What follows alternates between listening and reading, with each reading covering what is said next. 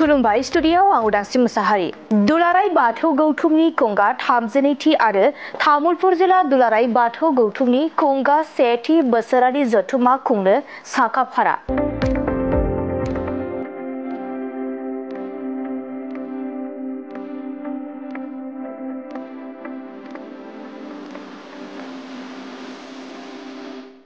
तामुलपुर जिल्लानि पथालिकुसि दारकुसि माइनाव फोथाराव फैगौ एप्रिल दाननि 4, 5 आरो 6 खालाराव खुंजागोन दुलाराय बाथौ गौथुमनि खुंगा 32थि बोसोरारि जथुम्मा आरो तामुलपुर जिल्ला दुलाराय बाथौ गौथुमनि खुंगा 1थि बोसोरारि जथुम्माया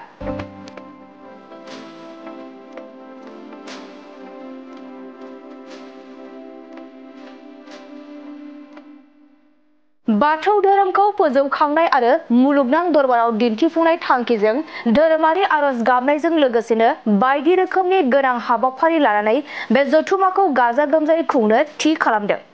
बेनिनो बानजाय आफादनि हारिमु दालाय आफादाबो खेराइ मोसानाय, आरज गाबनाय आरो हानजा मेथाइ खननाय आयदाखौ सोलोंनाय हाबाफारिया सोलिगासिनो।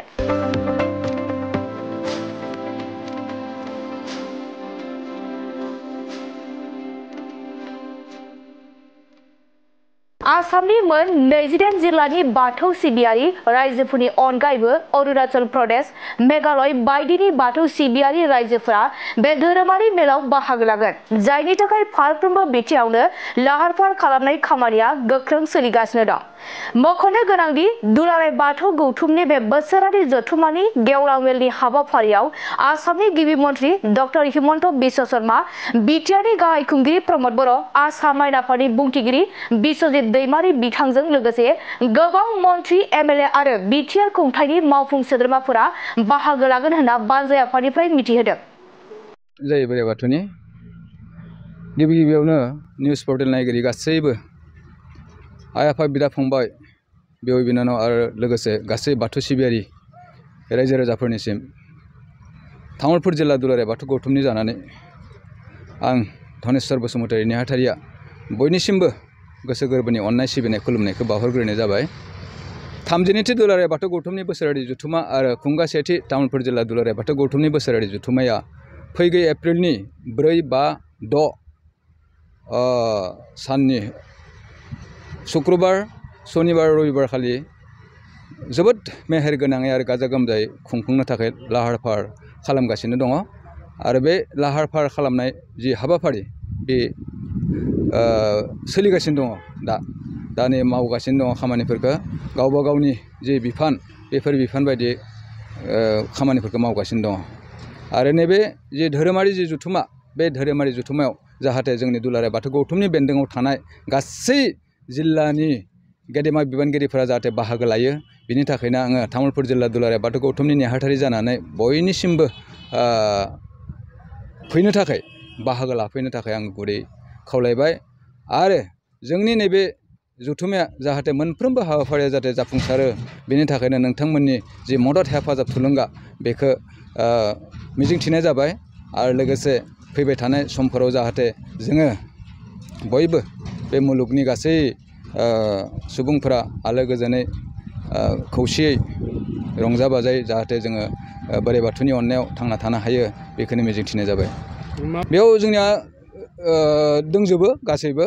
बेयाव आरजनि हाबाफारि दङ, बेयाव जोंहा गेदेमा सुबुंफोरनि जिबिलाक माने सावराय मेल, जिबिला लाइमोन, माइनाव, दौरि मोनफ्रोमबो हाबाफारिखौ बे जिथुनिखि बोसोरारि जथुम्मा बेयाव मावफुंनो थाखाय आखायाव लादों आरो लोगोसे जोंहा मार्केटिं, जोंहा एग्जिबिसन आरो लोगोसे बायदिसिना बे हाबाफारिखौ लादों आरो लोगोसे मोनसे सोमोनांथाव मोनसे जि हाबाफारि, बेनो जाबाय थुंग्रिनि सायाव गानानै मोसानाय, बे हाबाफारिखौबो लाफादेरनाय जादों। दा ओंखायनो बेफोर मेहेरगोनां हाबाफारिखौ बयबो नायनो थाखाय फैनांगौ आरो जोंनि बे थान्दै मेलाव मोनफ्रोमबो बिहाबनिफ्राय जाहाथे बाहागो लायो, बेनि थाखायनो आङो नेहाथारि जानानै नोंथांमोननिसिम गोसो गोरबोनिफ्राय खावलायहरनाय थाबाय। रायजो राजाफोरखौ आं बेखौनो खावलायगोन, जोंनि जि सैथो गुदिसिन जि बाथौ धोरोम, बे बाथौ धोरोमा जाहाथे मुलुग दरबाराव गेवलांसार जालाङो आरो लोगोसे मुलुगनां धोरोमारि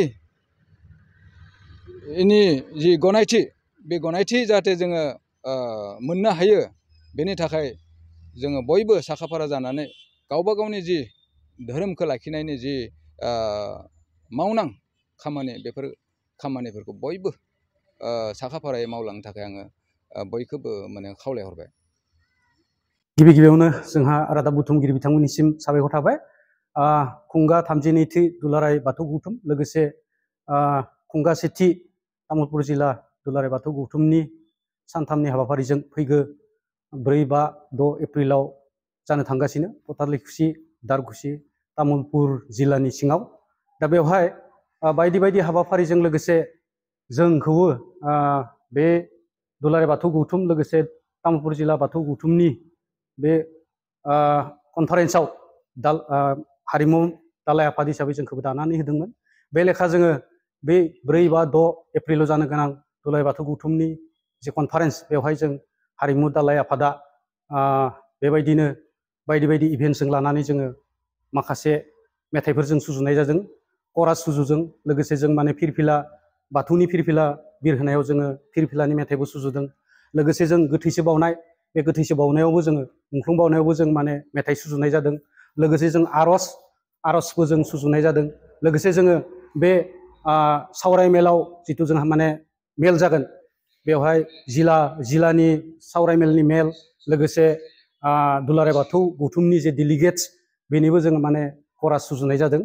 बे लेखा जोङो गासै दिनैसिम माने दालाय आफादा बे करास लोगोसे माने जोंनि फिरफिलानि आर'ज मेथाइ लोगोसे जोंनि फिरफिलानि मेथाइ आरो बायदि बायदि मेथाइखौ लानानै जोङो जोंनि बे माबाया सोलिबाय थादों, जोंनि जिथु माने रिहार्सेल बे सोलिबाय थादों। आरो आंनि साननायाव बा जोंनि गासैबो जे माने रोजाबगिरि बिथांमोननि जिथु हेफाजाबाव जों नुदों जे फ्राय माने 80-85% जों दावगाबाय आरो एसे दंबावो, बेखौ जों एसे मिउजिक सोनायनि उनाव बे जिथु माने जोंनि नांगौ जिखिनि जोंनि माने जाथारनांगौ पार्सेन्टेज बेखौ जों फोजोबगोन। आरो जिहेथु जोंनि आखायाव आरो 3-4 सानबासो दंबावो, बेखिनि गेजेराव जों गासैखौबो मावफुंनो हागोन होननानै जोंहा मोनसे फोथायनाय दङ। नैबे समाव नोंथाङा दुलाराय बर' बाथौ सिबियारि नोंथांमोनखौ माबा खावलायगोन नामा? दुलाराय बाथौ सिबियारि रायजो राजाफोरखौ जोंनि हारिमु दालाय आफादनि गेजेरजों बेखौनो खावलायनो लुबैदों जे जाहाथे बै फैबाय थानाय जि माने जोंनि दुलाराय बाथौ गौथुमनि कनफारेन्स लोगोसे तामुलपुर जिल्ला बाथौ गौथुमनि जिथु माने कनफारेन्स बेयाव जाहाथे जेबो धोरोम जेबो माने हारि माहारि जेबो माने सायख'आलासिनो सानालासिनो बयबो जाहाथे बेयाव बाहागो लायो आरो गाजा गोमजायै बे माने कनफारेन्सखौ जाफुंसार होयो, बेखौनो आं बर' रायजो राजानिसिम। गोजोनथाव खौरां, माइ सथा स्कुल एबा आंनि फिसा फरायसालिया लानानै फैदों मोनसे गोजोनथाव खौरां। क'क्राझार सहरनि जेडि रडजों थांग्रा वार्ड नं 4आव माइ सथा स्कुल एबा आंनि फिसा फरायसालियाव डे केयार, नार्सारि, LKG, UKGनि थाखाय मुं थिसननाया सोलिगासिनो दं। बे माइ सथा स्कुल एबा आंनि फिसा फरायसालियाव फरायसा फरायसुलिफोरनि थाखाय गोबां सुबिदाफोरबो दं। अब्ला नोंथाङा माखौथो नायबाय थाखो? नैबे माइ सथा स्कुलाव नोंथाङा नोंथांनि उन्दै गथ'साफोरखौ मुं थिसननो थाखाय साखाफारा जादो। माइ सथा स्कुल एबा आंनि फिसा फरायसालियाव नोंथाङा थोंजोङै खौरां लानो थाखाय 8099887781 नङाब्ला 9531281982 बे मबाइल नाम्बारनि गेजेरजों खौरां लाहरनो हागोन।